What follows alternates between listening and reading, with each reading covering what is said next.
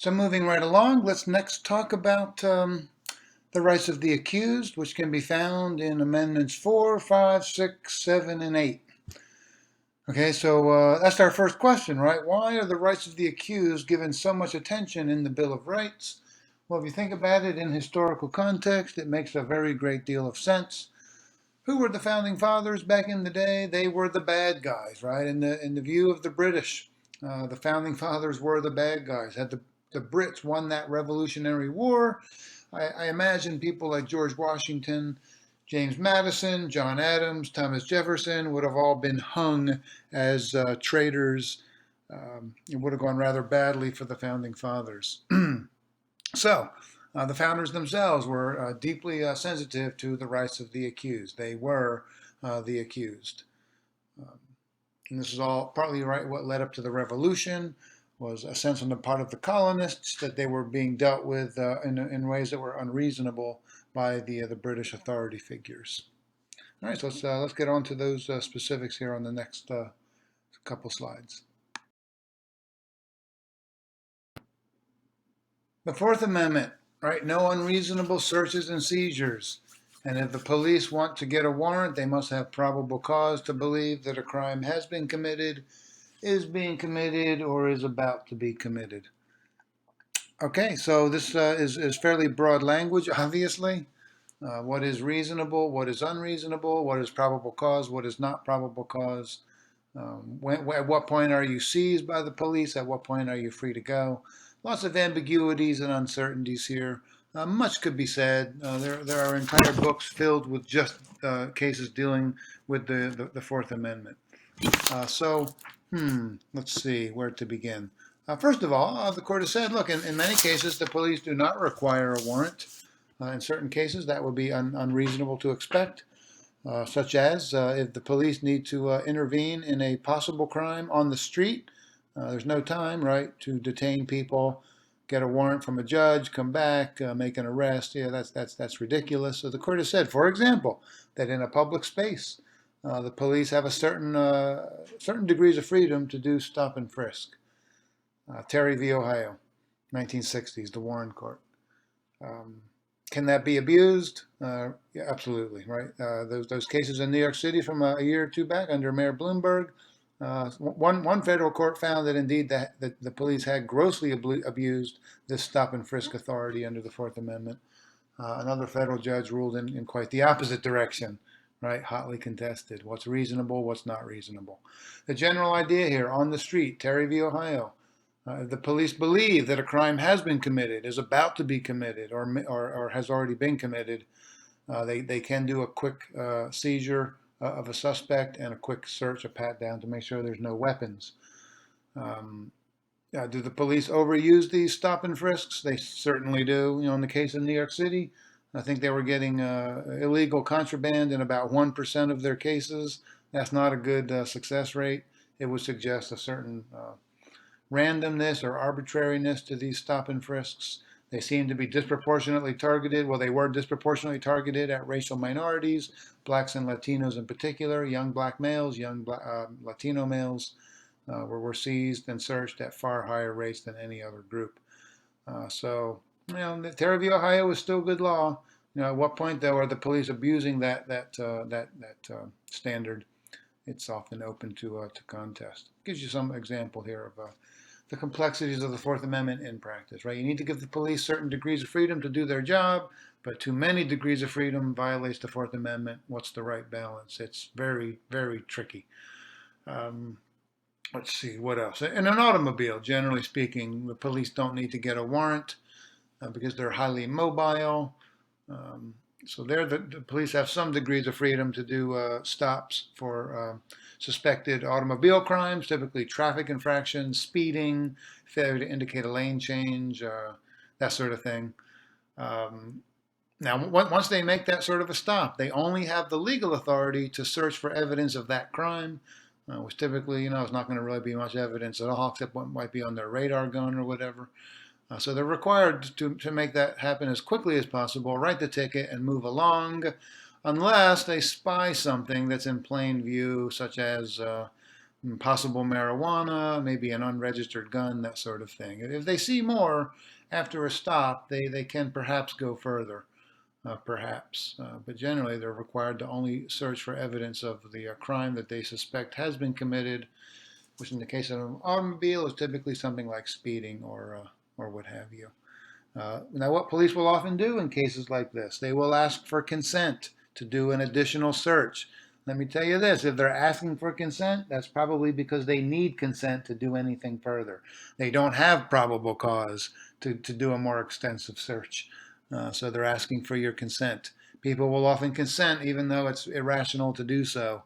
So I always tell people, look, if you want to sort of protect the boundaries of the Fourth Amendment on the fly here when you're stopped by the police, if they ask for your consent to do some additional search, I would politely but firmly refuse that consent. Because once you provide consent, any Fourth Amendment right that you may possess is out the window. You've voluntarily surrendered those Fourth Amendment rights.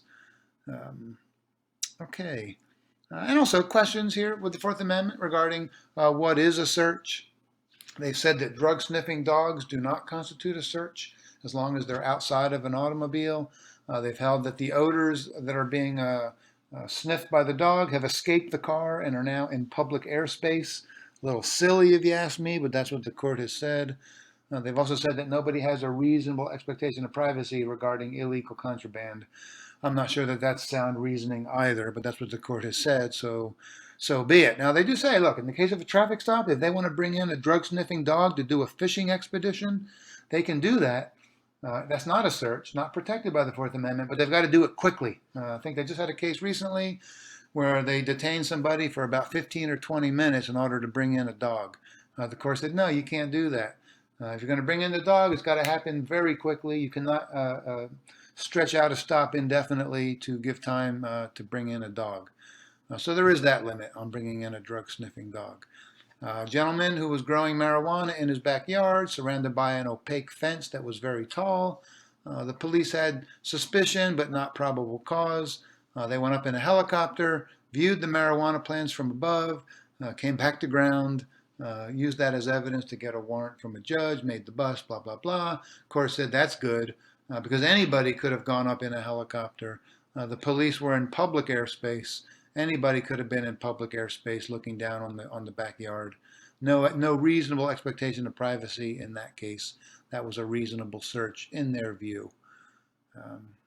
Okay, so that just gives you a quick flavor here for some of these Fourth Amendment cases involving what is a reasonable search and seizure, and what's probable cause vis-a-vis getting a warrant.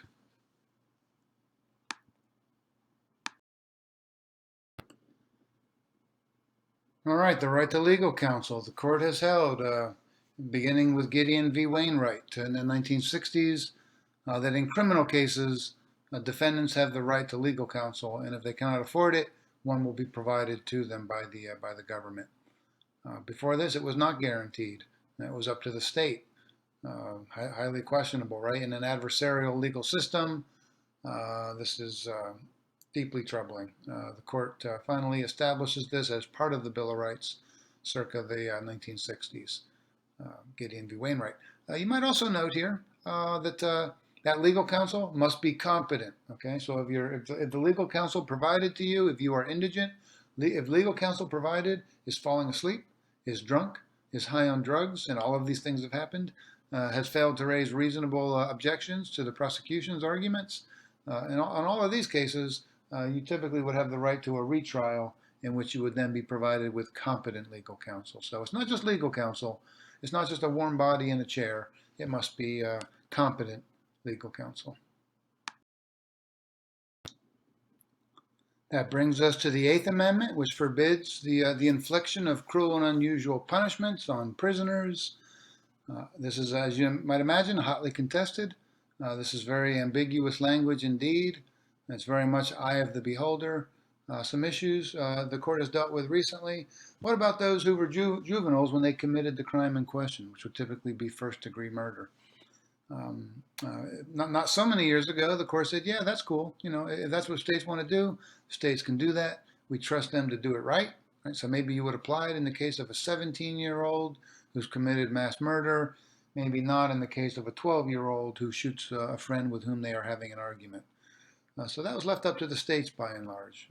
But maybe, maybe, I'm guessing about 15 years ago, the court ruled in exactly the opposite direction. Much to the deep chagrin of Justice Antonin Scalia and others, the court went the other way. Anthony Kennedy has the swing vote here. The court ruled that indeed those who were juveniles when they committed the crime in question cannot be tried with the threat of capital punishment. Death penalty is off the table. Life without parole, maybe. Death penalty, definitely not in the view of the court. That's a form of cruel and unusual punishment. The mentally challenged. What about those who have an IQ below a certain level? Each state determines that for themselves. What about cases where someone on death row is mentally challenged to a very high degree? The court has held that as long as they are deemed mentally challenged, they cannot be executed. That would be cruel and unusual punishment. Again, this was deeply to the chagrin of Justice Scalia and others who think the court got it exactly wrong. Leave it up to the states. I always use this story here. I don't know, it's probably apocryphal. It sounds too good to be true. A mentally challenged prisoner was told that they got a Last Supper, kind of like a biblical sort of a thing here.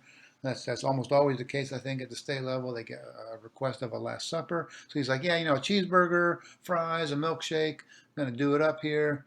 And then he's like, yeah, and then, like in the morning for breakfast, I want waffles and coffee and the New York Times, right? So clearly this guy didn't understand that after the Last Supper, he was going to be executed and would most definitely not be having breakfast. But apparently he didn't grasp the nature of the process in question. So if that's true, or even if it's not true, right, you might have questions. If somebody's that mentally challenged, maybe they should not be subjected to execution. That may be a form of cruel and unusual punishment. Those who've been convicted of the crime of committing child rape. Some states have tried to make that a death penalty crime. The court has said you cannot do that. That's disproportionate. Life without parole? Sure. Death penalty, the court has said, only in cases of first-degree murder. And I guess treason, at least technically under the U.S. Constitution. That's these days more symbolic than real, of course. And there have been questions in the past, in the 1970s. I think it was Furman v. Georgia, where the court looked at, is the death penalty applied so arbitrarily that it's cruel and unusual punishment? Does it violate due process of law? The court said yes, it was too random. Some really heinous mass killers didn't get it. They got plea deals. Other people who are maybe the getaway driver in a death case got the death penalty. Crazy, right? Crazy. There seemed to be, in many cases, no rhyme or reason. So the court said, yeah, you know what? It's too arbitrary. The punishment's too serious to be that arbitrary. Fix it. And so the states and the feds basically, to the satisfaction of the court, 4 years later, I think it was Greg v. Georgia, said, yeah, okay, you fixed it well enough to make it reasonably non-arbitrary. What did they do? They said, well, in a death penalty case, you have to have a phase in which you deal with guilt or innocence. And then if guilty, you have a separate phase focusing only on the penalty, death penalty or life without parole. That makes it a little better process here, a little cleaner process. They've also said, look, juries have to weigh, in cases of first-degree murder, do exacerbating circumstances outweigh mitigating circumstances? Exacerbating would be multiple murders, the murder of a child, torture and then murder, things like that. Mitigating factors would be I had a violent childhood, I was beaten, I was raped, that sort of thing. That made me pretty twisted, and that's partly why I committed this horrible murder. Mitigating factors. So if a jury believes that exacerbating circumstances outweigh mitigating, only then can they find in favor of the death penalty. So the court said, look, you've made the process more rational, you've tightened it up a little bit, you've made it better, good enough to pass constitutional muster. And ever since then, that's where the court has been. Racial bias, McCleskey v. Kemp, 1987. It's up there on your PowerPoint slide. Check it out. The court looked at broad evidence, general evidence of racial disproportion in application of the death penalty. And this was the racial disproportion. In cases where the victim of the murder was white, the defendant was far more likely to get the death penalty than in cases where the victim of a murder was black. Even if the perpetrator was white or black, didn't matter a lot. What mattered most was the race of the victim. So the prosecution seem to put more emphasis on the lives of white victims, less emphasis on the lives of black victims. That is a form of racial bias. And the court said, yeah, you know what? That data is troubling, but we need to see evidence of racial bias in particular cases. So the general data are definitely disturbing. States might want to deal with that legislatively. Congress might want to deal with that legislatively. But the court can only intervene if they find evidence of racial bias in a particular case.